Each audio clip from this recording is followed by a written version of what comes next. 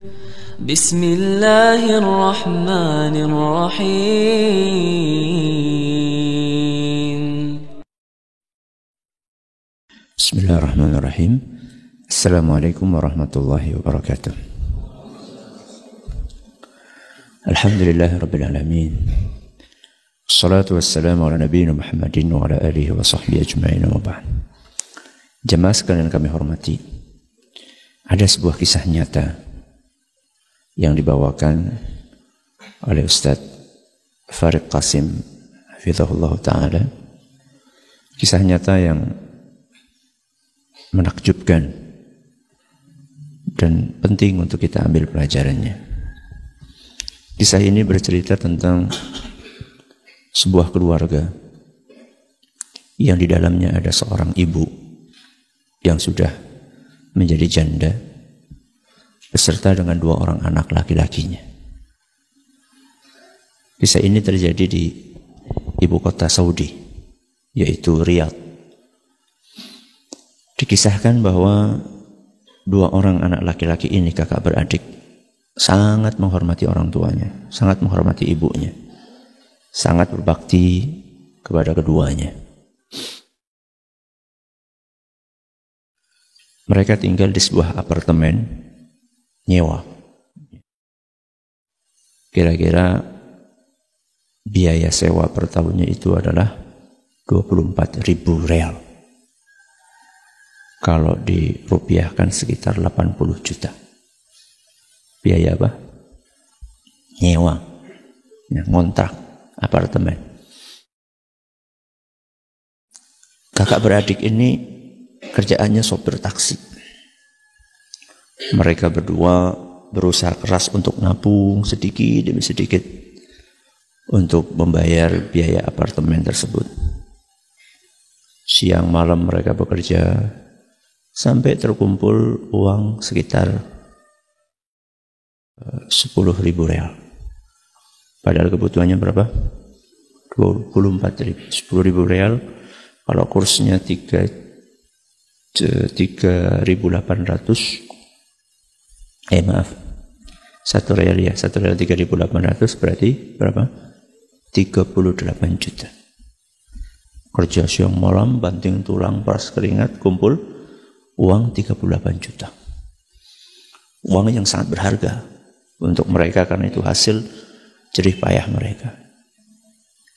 Akhirnya uang itu sama mereka diikat pakai karet, kemudian dibungkus plastik supaya lebih aman lagi, dilakban sama mereka.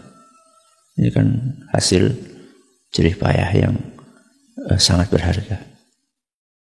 Kemudian mereka simpan uang itu di bawah bantal. Di bawah bantal. Mereka berdua berangkat kerja. Ketika mereka berdua sedang bekerja, ibunya masuk ke kamar. Rapi-rapi kamar anaknya, bersih-bersih, nyapu. Nah, ketika sedang merapikan kasur anaknya itu, mau merapikan bantal, dia buka bantalnya, nemu bungkusan plastik. Begitu dia nemu bungkusan plastik, langsung mukanya merah, keningnya berkerut, marah.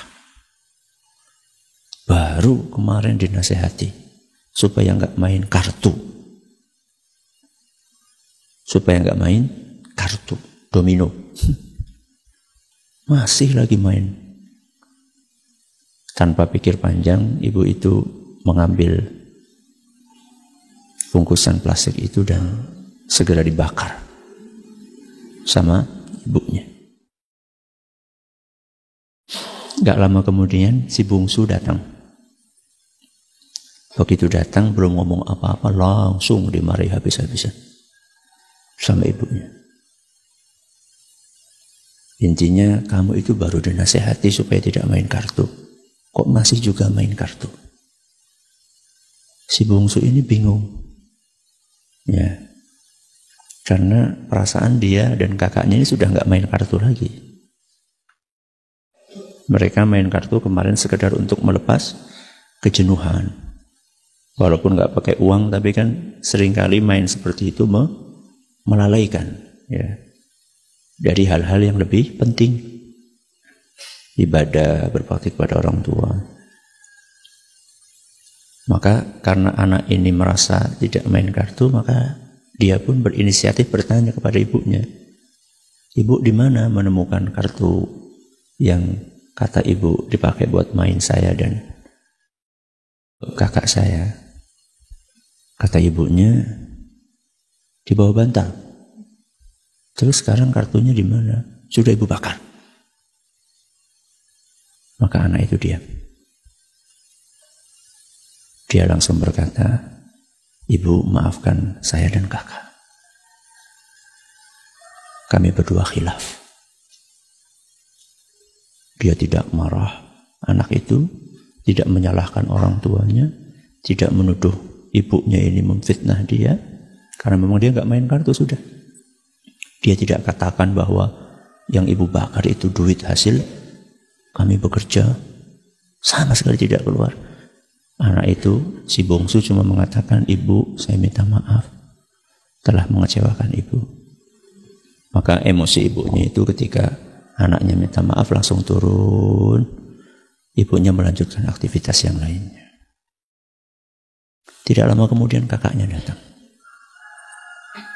Si adik cerita tentang kejadian yang tadi.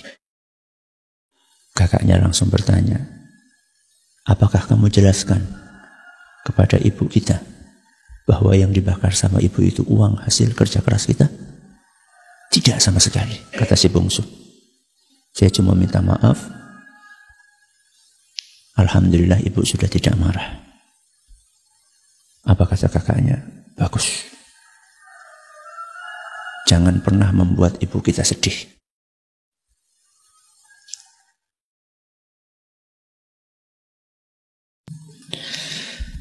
Beliau sudah capek ngurus kita. Dari kita kecil, kesalahan kita kepada ibu kita lebih banyak dibandingkan kesalahan beliau kepada kita. Kesalahan yang sengaja kita lakukan kepada ibu kita.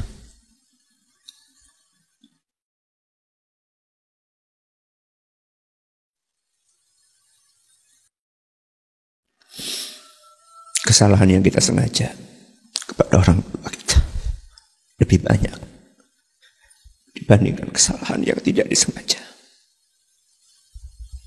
oleh orang tua kita kepada kita.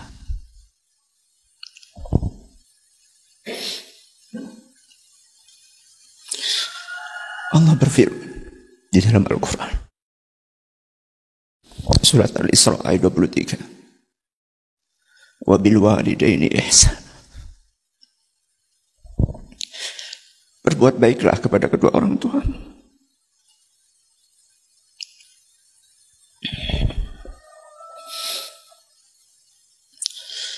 Berlatihlah untuk tidak membuat sedih kedua orang tua.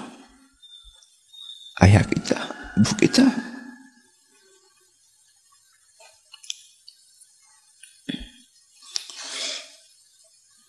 Selama itu kesalahan yang tidak disengaja, bahkan seandainya itu kesalahan yang disengaja. Seandainya itu kesalahan yang disengaja pun tidak ada bandingannya dengan kebaikan kedua orang tua kita kepada kita.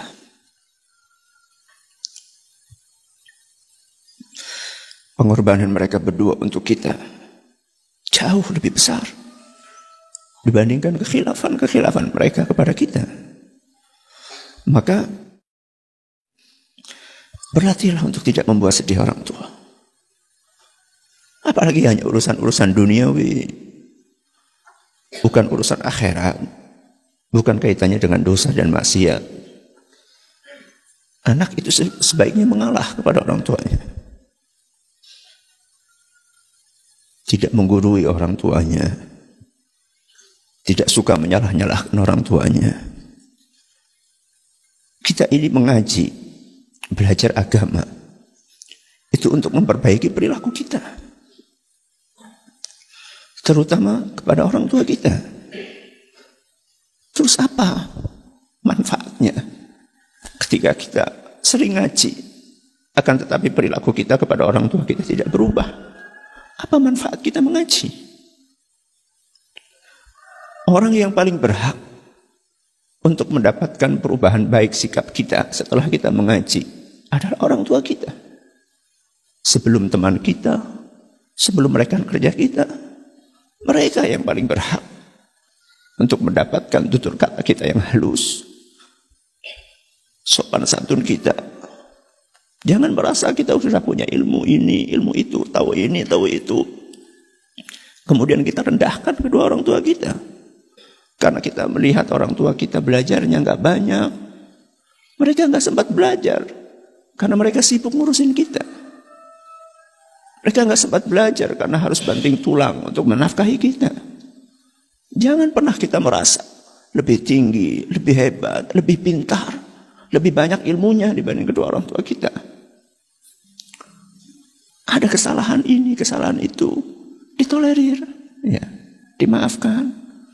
Kalau kita ingin memberitahu sesuatu kepada orang tua kita terkait dengan masalah agama dengan bahasa yang baik, jangan seperti seorang anak TK yang menggurui gurunya. Jangan, ya. Bahkan ketika kita meningkatkan bakti kita kepada kedua orang tua kita, itu adalah merupakan salah satu cara terbaik untuk mendakwahi kedua orang tua kita. Ketika orang tua kita melihat, Masya Allah, anak saya setelah ngaji semakin halus tutur katanya, semakin sopan, maka orang tua sendiri akan tergerak hatinya. Nak, kamu belajar di mana? Ya. Bapak ibu pengen ikut, di mana kamu ngaji? Tapi ketika kita setelah ngaji, justru perilaku kita semakin tidak baik, semakin tidak sopan, besar kepala, sombong, angkuh. Bagaimana orang tua akan tertarik dengan ilmu yang kita pelajari, dengan dakwah yang kita ikuti, ya. Maka ingat pesan Allah Subhanahu wa taala dalam surat Al-Isra ayat 23. Wabil walidaini ihsana. Berbuat baiklah kepada kedua orang tuamu. Yang masih hidup, bersyukurlah. Ini kesempatan emas. Salah satu atau keduanya. Yang sudah meninggal, masih ada pintu untuk berbakti kepada kedua orang tua. Jangan pernah berhenti untuk mendoakan keduanya. Mudah-mudahan Allah merahmati beliau berdua. Wallahu ta'ala a'la wa a'lam. Mudah-mudahan yang sedikit ini bermanfaat. Subhanakallahumma wa bihamdika asyhadu an la ilaha illa anta astaghfiruka wa atubu ilaik. Assalamualaikum warahmatullahi wabarakatuh.